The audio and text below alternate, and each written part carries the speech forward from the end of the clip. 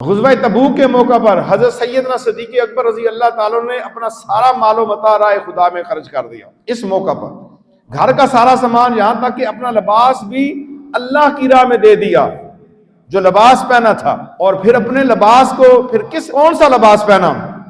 ایک ٹاٹ کا لباس پہنا، یہ موٹا کھردرا ٹاٹ سمجھ لیں، بوری سمجھ لیں، جسے آپ آج بوری کہتے ہیں، بوریاں بناتے ہیں۔ ٹاٹ پہن کر بارگاہ رسالت مآب صلی اللہ علیہ وسلم میں حاضر ہوئے، اور لباس بھی ایسا جس میں پیوند لگے ہوئے تھے، کیونکہ وہ ٹاٹ جگہ جگہ سے پھٹا ہوا تھا۔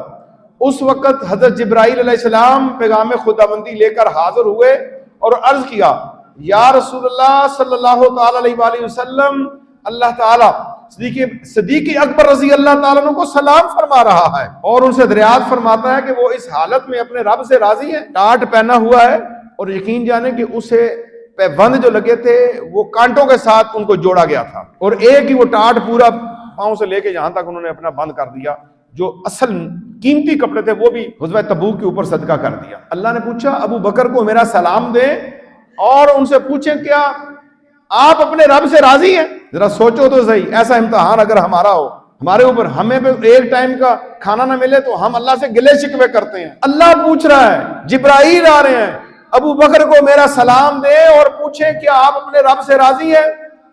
تو حضور اکرم صلی اللہ تعالی علیہ وسلم نے جب حضرت سیدنا صدیق اکبر رضی اللہ تعالیٰ عنہ کو حضور کا اللہ تبارک و تعالیٰ کا سلام پہنچایا تو اور آپ بے اختیار رو پڑے، اور پھر پوچھا کہ اے ابو بکر تم اللہ سے راضی ہو؟ تو جناب ابو بکر بے اختیار رو پڑے اور کہنے لگے میں اپنے رب سے ناراض کیسے ہو سکتا ہوں، بے شک میں اپنے رب سے راضی ہوں۔ اور اس کو بار بار دہراتے رہے، بار بار کہتے رہے، میں اپنے رب سے راضی ہوں، میں اپنے رب سے راضی ہوں، میں اپنے رب سے راضی ہوں۔